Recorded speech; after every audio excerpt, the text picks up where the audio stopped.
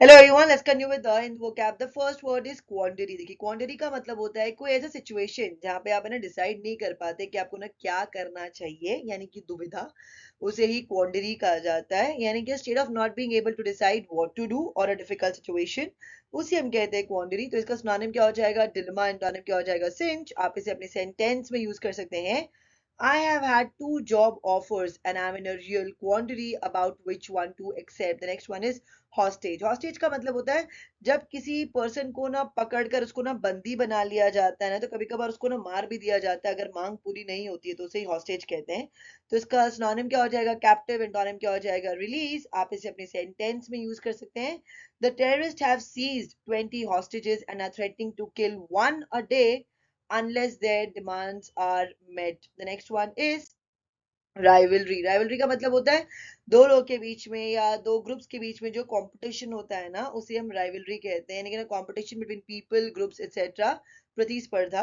तो इसका सिनोनिम क्या हो जाएगा? कंपटीशन। एंटोनिम क्या हो जाएगा? अकॉर्ड। आप इसे अपनी सेंटेंस में यूज कर सकते हैं। He had a lot of rivalry with his brothers and sisters. The next one is autonomy. Autonomy का मतलब होता है स्वशासन, यानी कि ना सेल्फ रूल, उसे ऑटोनॉमी कहा जाता है। यानी कि ऑटोनॉमी इज द कंट्रोल और गवर्नमेंट ऑफ अ कंट्री और ऑर्गेनाइजेशन और group by itself rather than by others, उसे हम कहते हैं ऑटोनॉमी। तो इसका एंटोनिम क्या हो जाएगा? डिपेंडेंस। आप इसे अपने सेंटेंस में यूज कर सकते हैं। Activists stepped up their demands for local autonomy last month. The next one, oversight. देखिए, ओवरसाइट का मतलब होता है something that you not notice और do that you should have noticed और डन, उसे ओवरसाइट कहते हैं। यानी कि कुछ करने या ध्यान देने में भूल या चूक हो जाना जिसकी आशा नहीं हो, उसे हम कहते हैं ओवरसाइट। तो इसका सिनोनिम क्या हो जाएगा? ब्लंडर। एंटोनिम क्या हो जाएगा? एक्यूरेसी। आप इसे अपने सेंटेंस में यूज कर सकते हैं। Her name was omitted through an oversight. The next one is purport. देखिए, परपोर्ट का मतलब होता है कोई विशेष अभिप्राय होने या उत्पन्न करने का आभास देना, भले ही वह सच नहीं हो, उसे हम कहते हैं परपोर्ट। यानी कि to give the impression of being something, यानी कि आप लोगों को बता रहे कि आप कुछ है। और हैविंग डन समथिंग, यानी कि आपने कुछ ना किया है, भले ही वो सच नहीं हो, उसे ही परपोर्ट कहा जाता है। तो इसका सिनोनिम क्या हो जाएगा? सपोज। एंटोनिम क्या हो जाएगा? सर्टेन। आप इसे अपने सेंटेंस में यूज कर सकते हैं। They purport to represent the wishes of the majority of parents at the school. The next one is overturn. Overturn का मतलब होता है to officially decide that a decision is wrong and change it, यानी कि ना कानून की दृष्टि से गलत पाए गए निर्णय को उलट देना या बदल देना, उसे ओवरटर्न कहा जाता है। तो इसका सिनोनिम क्या हो जाएगा? रिपील। एंटोनिम क्या हो जाएगा? अप्रूवल। आप इसे अपने सेंटेंस में यूज कर सकते हैं। The Court of Appeals overturned her conviction and ordered a new trial. The next one is pertinent. देखिए, pertinent का मतलब होता है, समझिए कि अगर आप किसी टॉपिक पे ना बात कर रहे हैं और अगर आप कोई चीज अगर उसके रिलेशन में अगर आप डिस्कस करते हैं ना, तो उसे ही पर्टिनेंट कहा जाता है। यानी कि ना closely connected with the subject being discussed, यानी कि रेलिवेंट कोई चीज हो उसी टॉपिक से रिलेटेड, उसे आप कहेंगे पर्टिनेंट। तो इसका सिनोनिम क्या हो जाएगा? अप्रोप्रिएट। एंटोनिम क्या हो जाएगा? इनअप्रोप्रिएट। आप इसे अपने सेंटेंस में यूज कर सकते हैं। She had asked some pertinent questions. The next one, intent. देखिए, इंटेंट का मतलब होता है the fact that you want and plan to do something, यानी कि ना व्यक्ति जो करने का इरादा करे, उसे इंटेंट कहते हैं। आप इसे अपनी सेंटेंस में यूज कर सकते हैं। It was not his intent to hurt anyone. The next one is dispensation. देखिए, dispensation का मतलब होता है ये एक तरीके का ना एग्जेम्पशन है, यानी कि dispensation is a special permission, यानी कि एक स्पेशल परमिशन आपको मिला है to do something that is normally not allowed, यानी कि ना आपको एक स्पेशल परमिशन मिला है वो काम करने के लिए नॉर्मली जो अलाउ नहीं किया जाता है, उसे dispensation कहते हैं। आप इसे अपने सेंटेंस में यूज कर सकते हैं। The committee was not prepared to use its discretion and grant special dispensation. The next one is exigency. Exigency का मतलब होता है an urgent need or demand for something that must be dealt with without delay, यानी कि एक sudden या urgent crisis, मतलब कि कोई ऐसा प्रॉब्लम जिसको आपको सॉल्व करना पड़ेगा बगैर कोई डिले किए, बगैर लेट लगाए, उसे ही exigency कहा जाता है। तो इसका सिनोनिम क्या हो जाएगा? क्राइसिस। आप इसे अपने सेंटेंस में यूज कर सकते हैं। The people have to accept the harsh exigency of war. The next one is extraneous. Extraneous का मतलब होता है जो चीज इंपॉर्टेंट नहीं है, एक्स्ट्रा में है, जरूरी नहीं है अभी, उसे एक्स्ट्रानियस कहा जाता है। लेकिन एक्स्ट्रानियस थिंग्स आर नॉट रेलेवेंट और essential to the situation you are involved in or the subject you are talking about. तो इसका सिनोनिम क्या हो जाएगा? Non essential. एंटोनिम क्या हो जाएगा? एसेंशियल। आप इसे अपने सेंटेंस में यूज कर सकते हैं। I can choose to ignore these extraneous thoughts or certainly choose not to act on them. The next one is डिसएनफ्रेंचाइज, डिसएनफ्रेंचाइज का मतलब होता है किसी के अधिकार उससे छीन लेना, स्पेशली उसके वोट करने का अधिकार, उसे ही डिसएनफ्रेंचाइज कहा जाता है, यानी कि to take away somebody's right, especially their right to vote. तो इसका सिनोनिम क्या हो जाएगा? डिसएम्पावर। एंटोनिम क्या हो जाएगा? एंटाइटल्ड। आप इसे अपनी सेंटेंस में यूज कर सकते हैं। Some disenfranchised minority voters also complain of police harassment. The next one is votary. देखिए वोटरी के ना दो मतलब होते हैं।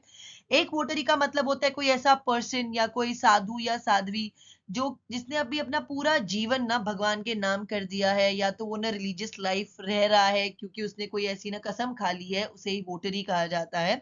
आप इसे अपनी सेंटेंस में यूज कर सकते हैं। It is conflicting that sister Mary wants to live on as a votary and get married. और एक वोटरी का मतलब होता है कोई ऐसा पर्सन जो एक पर्टिकुलर कॉज को या एक पर्टिकुलर पर्सन को या पर्टिकुलर ऑर्गेनाइजेशन को बहुत स्ट्रांगली सपोर्ट करे ना, उसे भी हम वोटरी ही कहते हैं। आप इसे अपने सेंटेंस में यूज कर सकते हैं।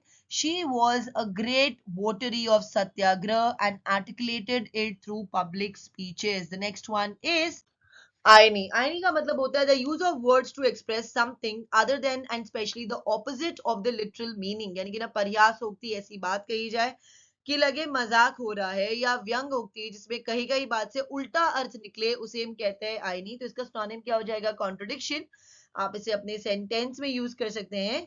The irony of the situation is that Amy died right after she killed her husband for his insurance money. The next one is rhetoric. देखिए रेटोरिक का मतलब होता है अगर आप किसी के स्पीच को रेटोरिक बोलते हैं ना, तो मतलब कि वो बोलता ही ऐसा है या वो लिखता ही ऐसा है ना, ताकि वो लोगों को इन्फ्लुएंस कर सके या परसुएड कर सके वो काम करने के लिए, उसे ही रेटोरिक कहा जाता है, यानी कि ना वाक पटुता। तो इसका सिनोनिम क्या हो जाएगा? एलोक्वेंस। आप इसे अपने सेंटेंस में यूज कर सकते हैं। The chapter is mostly Verde rhetoric. The next one is resorted. Resorted का मतलब होता है कि कोई ऐसा काम करना या कोई ऐसी चीज का इस्तेमाल करना जो कि आपको ना पसंद नहीं है, मगर आपको वो करना पड़ रहा है क्योंकि आपके पास कोई भी चॉइस नहीं है और आप मजबूर हैं, उसे ही रिजॉर्टेड कहा जाता है।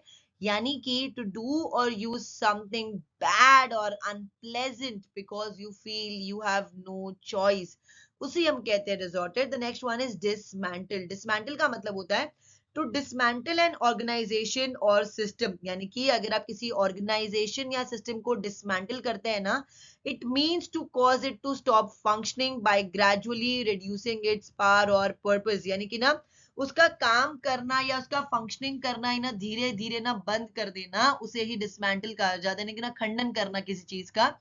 तो इसका सिनोनिम क्या हो जाएगा? डिटैच। एंटोनिम क्या हो जाएगा? असेंबल। आप इसे अपने सेंटेंस में यूज कर सकते हैं। I had to dismantle the engine in order to repair it. The next one is brazen. brazen का मतलब ही होता है shameless, यानी कि ना ऐसा पर्सन कुछ बोलने से पहले या कुछ करने से पहले वो सोचेगा नहीं, क्योंकि उसको बाकी लोगों की चिंता नहीं है, उसे ही brazen कहा जाता है। यानी कि if you describe a person or their behavior as brazen, you mean that they are very bold and do not care what other people think about them or their behavior, उसे ही brazen कहा जाता है। तो इसका synonym क्या हो जाएगा? Bold. Antonym क्या हो जाएगा? टिमिड। आप इसे अपने सेंटेंस में यूज कर सकते हैं।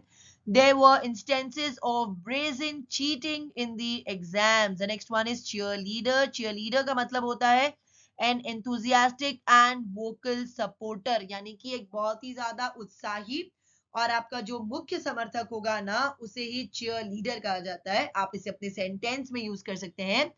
Priyanka's little sister is her biggest cheerleader, always supporting her in whatever she chooses to do with herself.